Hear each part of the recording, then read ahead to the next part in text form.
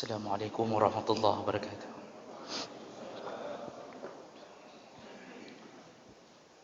Alhamdulillahil wahidil ahad, lam yalid wa lam yulad wa lam yakul lahu kufuwan ahad. Asyhadu an la ilaha illallah wahdahu la syarika lah wa asyhadu anna Muhammadan abduhu wa rasuluhul karim. Allahumma salli wa sallim ala nabiyyina wa sayyidina al-Mustafa Muhammadin wa ala alihi wa ashabihi ajma'in. Amma ba'd. Rabbi syrah li sadri wa yassir li amri wahlul 'uqdatam min lisani yafqahu qawli.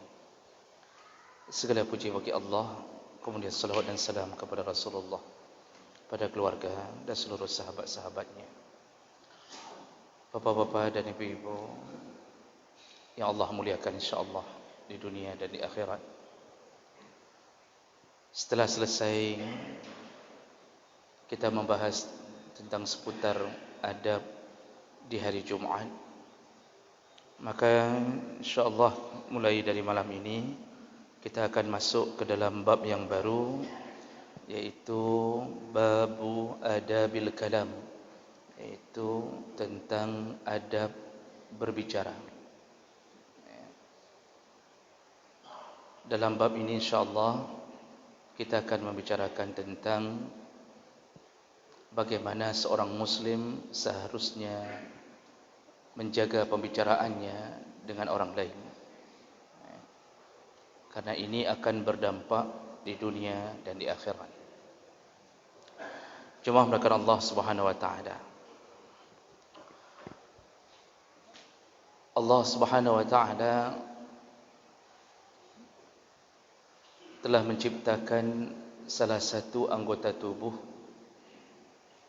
yang menjadi penentu kebahagiaan dan penderitaan kita di dunia dan di akhirat. Dan anggota tubuh itu adalah perwakilan hati. Dia bernama al-lisan, yaitu lidah. Apa yang terbersit di hati maka diwakilkan oleh lidah. Jadi walaupun Rasulullah sallallahu alaihi wasallam menyebutkan dalam salah satu hadisnya,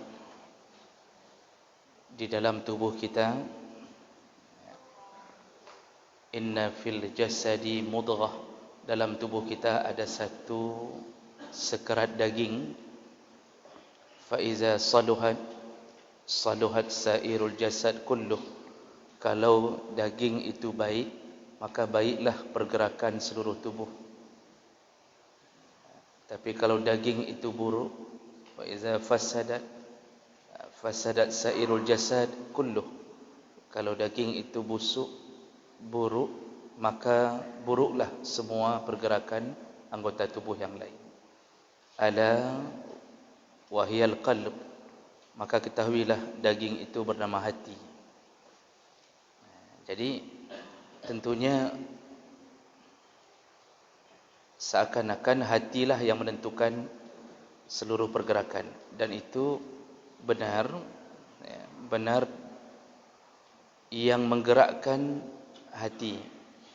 Tetapi perwakilan utama dari hati untuk mengeluarkannya, mengeluarkan isinya, itu diwakili oleh al-lisan. Maka begitu berkuasanya lisan di atas tubuh kita. Jemaah melakukan Allah Subhanahu wa taala, sampai-sampai lisan dalam salah satu hadis diterangkan tentang kekuasaannya di atas anggota tubuh yang lain. Rasulullah sallallahu alaihi wasallam berkata, "Iza asbaha ibnu Adam fa inna a'dha'ahu tukaffiru lisan. Taqulu ittaqillah fina fa innaka in istaqamta istaqamna wa in i'wajadta i'wajadna." Jadi kata Rasulullah, setiap hari, setiap subuh, setiap pagi, ketika anak Adam terbangun dari tidurnya, maka semua anggota tubuh itu berkata kepada lisan. Jadi ini tentunya perbuatan gaib. Kita tahu bahawa di akhirat Allah akan suruh bicara tangan, kaki, dan seluruh anggota tubuh bersaksi. Dan di dunia ternyata mereka pun sudah saling berbicara. Cuma yang memberitahu hanya orang yang diberi izin untuk mengetahui, yaitu Rasulullah sallallahu alaihi wasallam. Rasulullah pun sebenarnya tidak tahu kalau tidak diizinkan Allah. Maka kali ini Rasulullah mengatakan, setiap pagi seluruh anggota tubuh itu berbicara kepada lisan. Di tangan semuanya seperti melapor kepada komandan. Apa kata anggota tubuh? Ittaqillah fina. Bertakwalah engkau kepada Allah demi kami. Fa in istaqamta istaqamna. Kalau engkau istiqamah menjaga ketakwaan, maka kami pun ikut bersamamu, iaitu ikut bertakwa. Fa in i'wajadta i'wajadna. Tapi kalau engkau menyeleweng, maka kami pun terseleweng. Jadi semua anggota tubuh bermohon kepada lisan, bergegat nepubut menjaga kamu. Kalau engkau bagus, kami pun ikut bagus. Kalau engkau masuk surga, kami pun masuk surga. Tapi kalau engkau masuk neraka, kami terbawa ke dalam neraka. Jadi ini para ulama ketika menafsirkan hadis ini, itu menyebutkan bahawa ay annal a'dha takhda' al-lisan. Semua anggota tubuh itu dikomandani oleh lisan. Nah, tadi disebutkan Nabi, hatilah yang menggerakkan seluruhnya. Ini tidak terjadi pertentangan di antara dua hadis ini. Jadi maksud Nabi, penggeraknya pertama oleh hati, tapi perwakilan untuk menjalankannya adalah lisan. Jadi hati bagaikan raja, lisan adalah perdana menterinya. Makanya semua anggota tubuh bermohon kepada lisan, baiknya pertama kamu dalam neraka, janganlah engkau bawa kami ke dalam neraka. Begitu hebatnya kuasa lisan. Hadis riwayat Ahmad dalam musnadnya dengan derajat yang hasan. Jemaah mulakan Allah Subhanahu wa taala. Maka oleh karena itu, pelajaran kita mulai dari malam ini yaitu tentang bagaimana adab selayaknya kita menjaga pembicaraan kita. Baik, kita lihat adab yang pertama yaitu hifdzul lisan. Nah, ini secara umum dulu. Adab yang pertama yaitu jagalah baik-baik lisan kita. Disuruh jaga. Arti disuruh jaga, kita semampunya menjaga agar lisan ini tidak bertindak di luar kontrol agama. Lisan itu punya kuasa mengatakan apapun. Yang mengontrol hanya ilmu dan iman. Orang yang ilmunya bagus, imannya bagus, bisa mengontrol lisannya. Lisan bisa melakukan perkara-perkara yang buruk. Dia bisa mengatakan hal-hal yang dahsyat, yang membuat orang lain merasa terhina, yang membuat orang lain dipermalukan. Dan ada perkataan-perkataan keji yang bisa dikeluarkan oleh lisan. Maka oleh karena itu, ayyasuna lisanahu amma haramallah wa rasuluhu sallallahu alaihi wasallam. Hendaknya seseorang menjaga lisannya daripada melakukan perbuatan yang diharamkan Allah dan Rasulnya sallallahu alaihi wasallam. Jemaah mulakan Allah Subhanahu wa taala. Allah Subhanahu wa taala mengatakan, "Wala taqfu ma laysa laka bihi 'ilm. Innas sam'a wal basara wal fuada kullu zalika kana 'anhu mas'ula." Kata Allah, janganlah engkau mengatakan sesuatu yang engkau tidak tahu sebenarnya. Jadi Allah mulai menasihati hambanya dengan mengatakan tentang lisan duluan. Jangan engkau mengatakan sesuatu yang engkau tidak ada ilmu. Artinya engkau tidak tahu keadaan sebenarnya, tapi engkau mengatakannya. Lalu Allah menyebutkan inna sam'a wal basara wal fuada. Sesungguhnya pendengaran, penglihatan dan setiap pergerakan hati itu semua nanti diminta tanggungjawab oleh Allah. Nah, jadi lihatlah gaya bahasa Allah. Pertama Allah bicara lisan. Tapi ketika bicara masalah pertanggungjawaban, Allah bicara pendengaran, penglihatan, pergerakan hati. Semua ditanya oleh Allah. Ini menunjukkan bahawa semua pergerakan dengar, melihat, su'udzan, husnudzan, itu lahirnya semua ke lisan. Pergerakan hati kita, itu ada yang kita bisa jaga untuk tidak dilahirkan, ada yang tidak bisa dijaga. Akhirnya dia lahir. Makanya Allah Subhanahu wa taala menyebutkan ya ayyuhalladzina amanu jitanibu katsiran minadh-dhann. Wahai orang-orang yang beriman, jauhkan dirimu dari berprasangka. Inna ba'dadh-dhanni ismun. Karena sebahagian prasangkamu adalah dosa. Makanya prasangka itu muncul pergerakan hati. Ada yang berdosa, ada yang tidak berdosa. Yang berdosa disebut su'udzan, yang tidak berdosa disebut husnudzan. Kapan dia dianggap dosa? Kalau hanya bergerak dalam hati, ketika kita melihat sahabat kita, teman kita melakukan sesuatu yang mungkin tidak biasa, mungkin ada orang masbuk salat. Ini pergerakan hati main. Kalau orangnya suka bersu'udzan, maka dia akan mengatakan panena, agamnya tidak betabi masbuk. Dia akan mengatakan dia memang tukang masbuk itu. Memang orangnya terlambat, memang suka telat begitu. Lahir saja telat. Itu su'udzan mulai bermain, tapi masih bermain di hati. Tapi kalau orang yang berhusnudzan, maka dia akan mengatakan mungkin dia sakit perut. Mungkin dia ada halangan di jalan sehingga terlambat. Nah, kedua pergerakan hati ini kalau belum lahir itu belum menjadi dosa. Jadi masih bermain-main di dalam hati. Itulah syaitan mulai berwaswasah, yuwaswis fi sudurin nas. Syaitan akan yuwaswis, dia akan mengatakan keluarkan, keluarkan su'udzanmu, keluarkan. Bagaimana cara mengeluarkannya? Mulailah kita mengajak teman kita di samping, hai, cikangi ngurungnyan. Cikangi ngurungnyan. Nya tabi-tabi masbuk. Coba lihat orang itu. Itu memang ahli masbuk itu. Saya kenal dia di kampung, memang kayak gitu orangnya. Kita mulai mengeluarkannya. Siapa perwakilan yang mengeluarkannya? Al-lisan. Lisan. Begitu dikeluarkan oleh lisan ini, begitu pula ma yalfidu min qaulin illa ladaihi raqibun atid. Di saat itulah setiap lafaz yang keluar dari mulut maka tercatat oleh raqib dan atid. Maka jemaah melakukan Allah Subhanahu wa taala,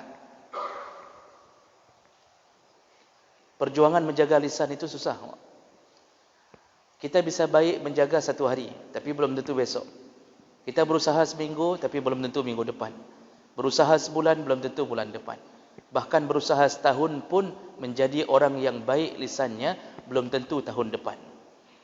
Maka jemaah melakukan Allah Subhanahu wa taala, untuk bisa menjaga lisan, maka perlu mengingat-ingat nasihat Nabi tentang bahayanya pergerakan lisan ini.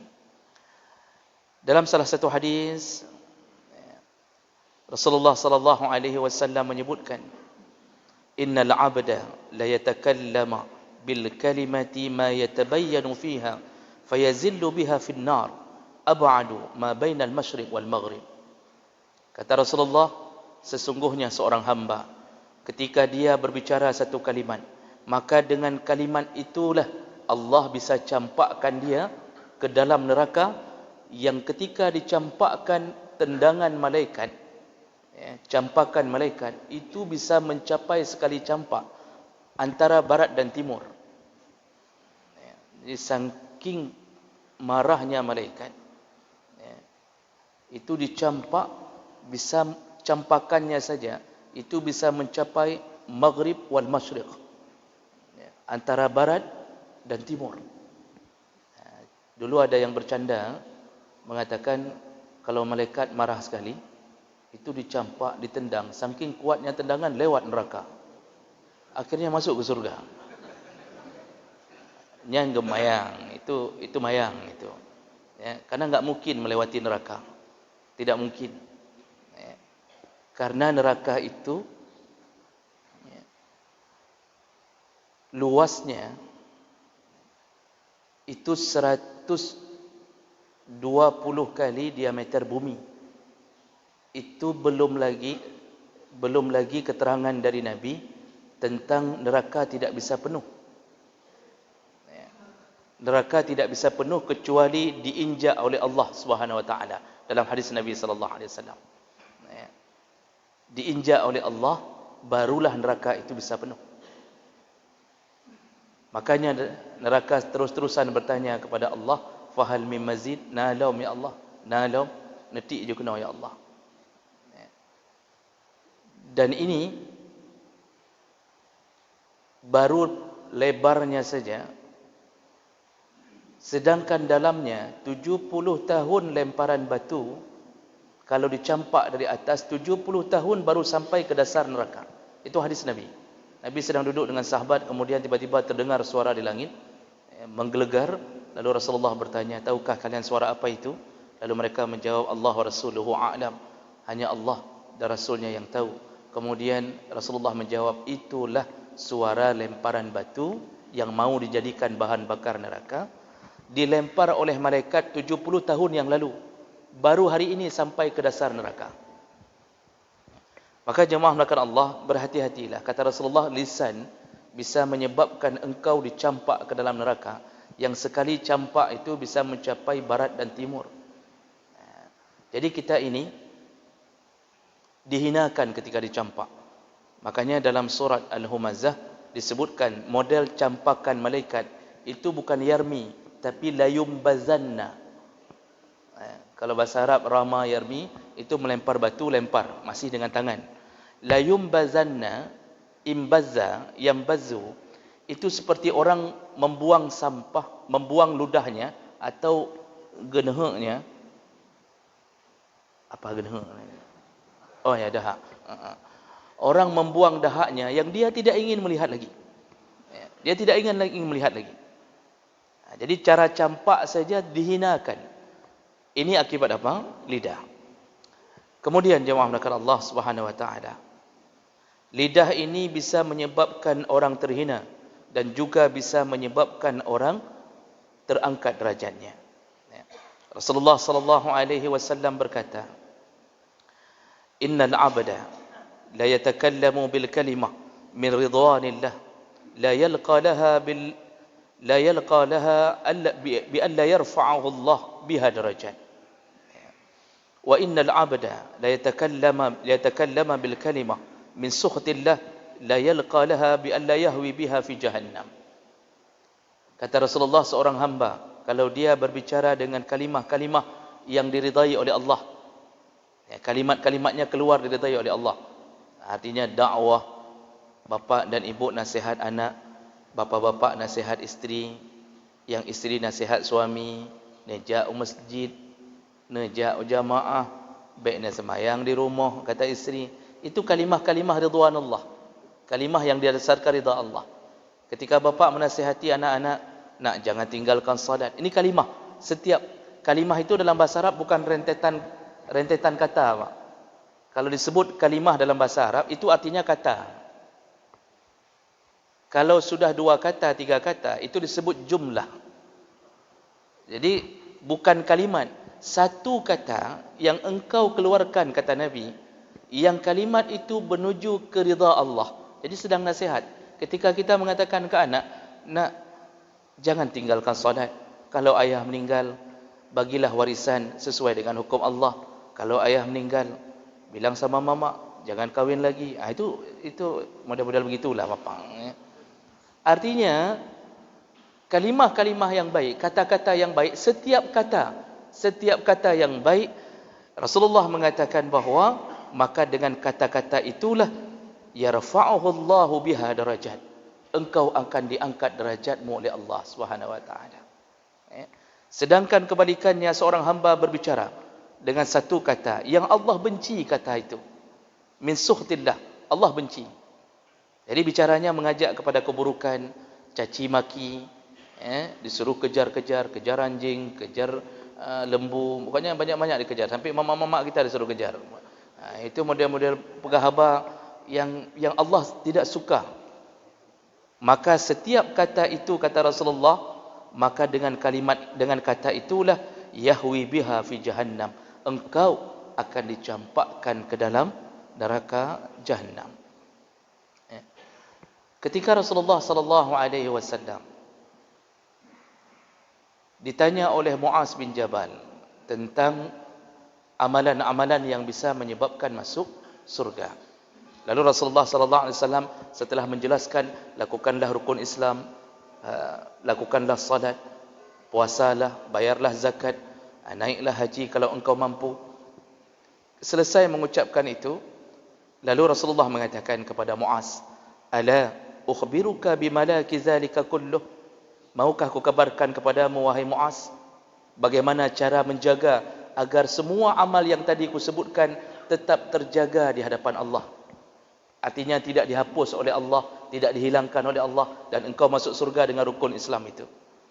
Jadi Bapak Ibu menakan Allah, waktu nasihat-nasihat Nabi kepada sahabat, sebenarnya kita ini bisa masuk surga hanya dengan rukun Islam.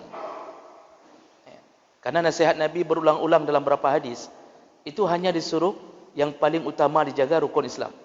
Lakukan salat, puasa Ramadan, zakat, kemudian naik haji. Kalau syahadat itu tauhid, itu urusan akidah, memang harus jaga dari awal. Dengan itu bisa masuk surga. Jadi kalau salat yang wajib yang dimaksud, kita enggak salat qabliyah pun boleh, enggak salat ba'diyah pun boleh. Enggak pernah salat duha pun boleh, enggak usah bangun tahajud pun boleh. Kalau puasa cukup jaga Ramadan pun boleh.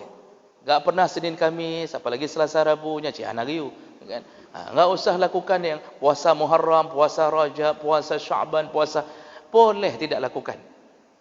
Enggak pernah sedekah pun boleh. Cukup bayar zakat. Kita enggak sedekah, malah celeng masjid kita bawa pulang ke rumah. Itu dah ada kejahatannya. Naik haji kalau mampu, mau tambah umrah, tidak tambah umrah, boleh tidak dilakukan. Yang penting kalau haji otomatis umrah.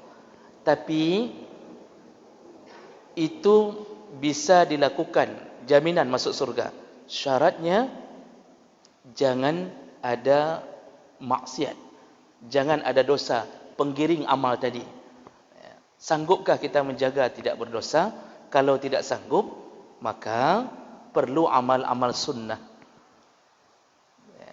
Perlu tambahan untuk membuat timbangan berat di hadapan Allah. Sedangkan kita, kata Rasulullah, kullu bani Adam khata', setiap anak Adam pasti ada dosanya. Wa khairul khata'in at-tawwabun, sebaik-baiknya orang yang melakukan dosa adalah yang segera bertaubat ke hadapan Allah. Nah, kali ini Rasulullah ingin mengatakan apa? Setelah menjelaskan rukun Islam, lakukanlah. Kemudian Rasulullah mengatakan, Muaz, maukah ku ajarkan kepadamu agar amal tadi terjaga, engkau bisa masuk surga dengan amalmu? Apa nasihat Nabi? Qultu bala ya Nabi Allah, kabarkanlah wahai Nabi Allah, aku ingin mendengarnya.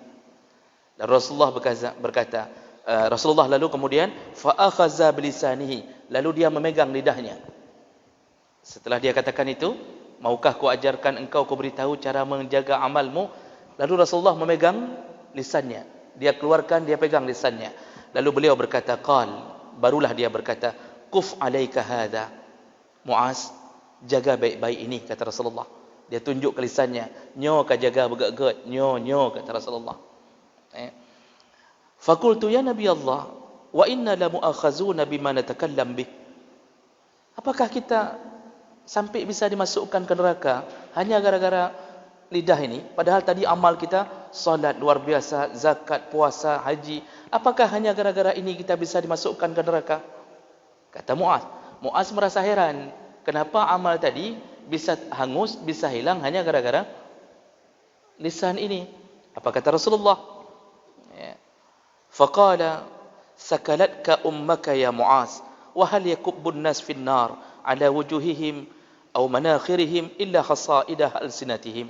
Nah, kata Rasulullah, hai Muaz, itu bahasa Nabi disebutkan di sini, sakalat ka ummak, sungguh ibumu berat melahirkanmu. Maksud kita bahasa kita, hai Muaz, maksudnya apakah engkau tidak tahu hai Muaz?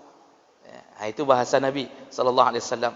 Ya Muaz, wahai Muaz, bukankah ada orang yang ditulungkupkan wajahnya dan punggungnya ke dalam neraka Allah hanya gara-gara alsinatihim, hanya gara-gara lidahnya.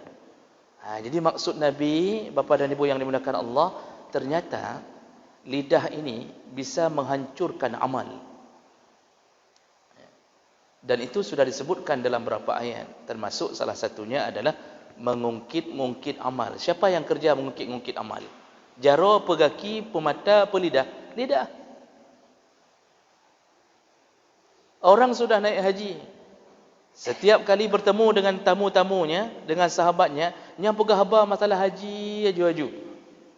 Bicaranya masalah haji. Watelung haji.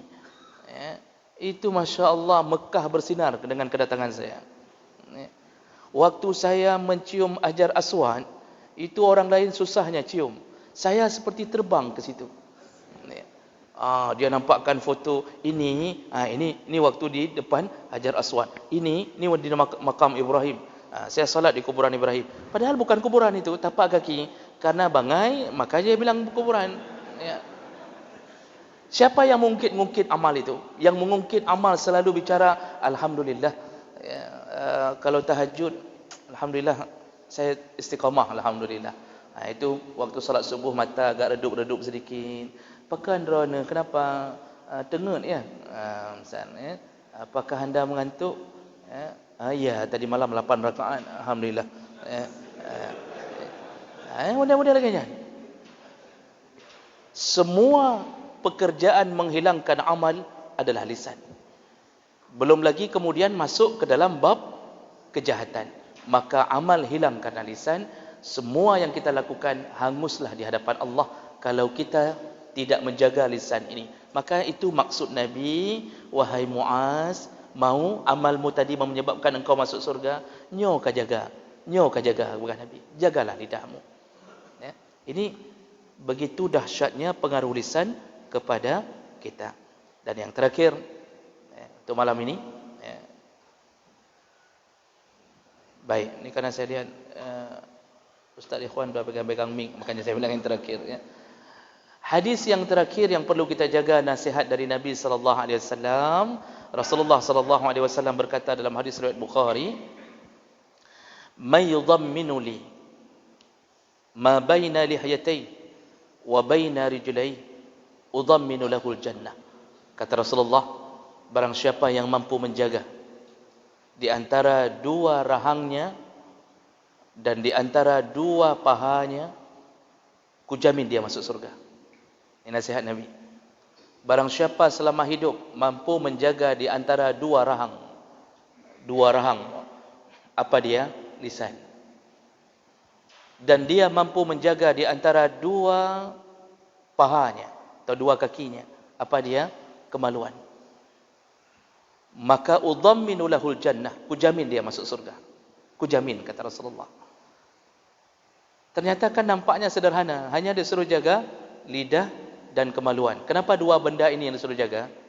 Karena dua benda inilah yang paling banyak memasukkan orang ke dalam neraka. Begitu susahnya menjaga lidah.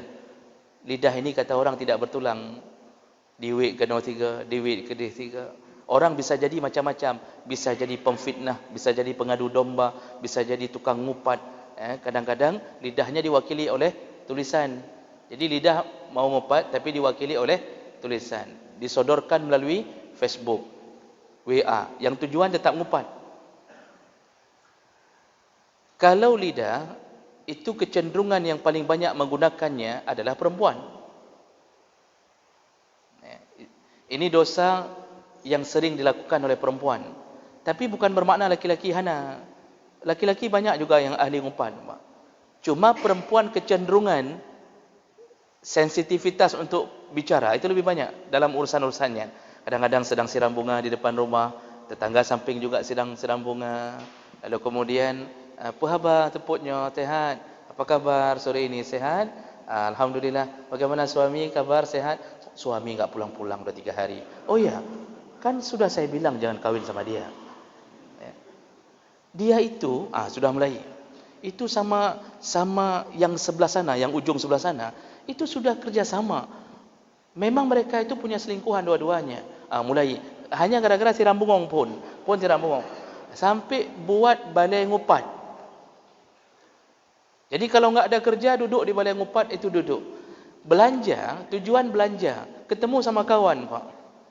Itu belum habis belanja, tapi bisa berdiri setengah jam untuk membicarakan perkara-perkara dengan lidahnya. Kecenderungan perempuan, bukan bermakna laki-laki tidak melakukan. Kecenderungan lebih banyak perempuan. Tapi urusan di antara dua paha, itu kecenderungan laki-laki, Pak. Bukan perempuan. Walaupun yang kita lihat selama ini, bordir. Kok bordir? Bordir tempat macam-macam. Yang untuk pelacur itu apa nama? Bordir. Tempat pelacuran kan banyak pelakunya perempuan. Silahkan survei. Mereka melakukan itu karena ekonomi atau kebutuhan kemaluan. Silahkan tanya semua perempuan yang melacur itu. Mereka melakukan itu karena kebutuhan ekonomi atau syahwat kemaluannya. Ekonomi yang mendasari mereka. Yang paling berbahaya siapa? Pelanggannya. Pelanggan datang ke situ bukan karena ekonomi, tapi karena kebutuhan syahwat. Maka laki-laki jatuh ke neraka gara-gara tidak bisa menjaga kemaluan. Yang kadang-kadang kita tidak sangka-sangka, Pak. Tangi ngurung malim, ngkopiah, ijakrung. Rupanya, Masya Allah, ada perbuatan-perbuatan syahwatnya lah yang menjatuhkan kehormatannya. Maka jagalah dua ini, kata Rasulullah, maka aku jamin engkau masuk surga. Nah, jadi ini adab pertama yang baru kita bahas. Secara umum, jagalah lisan.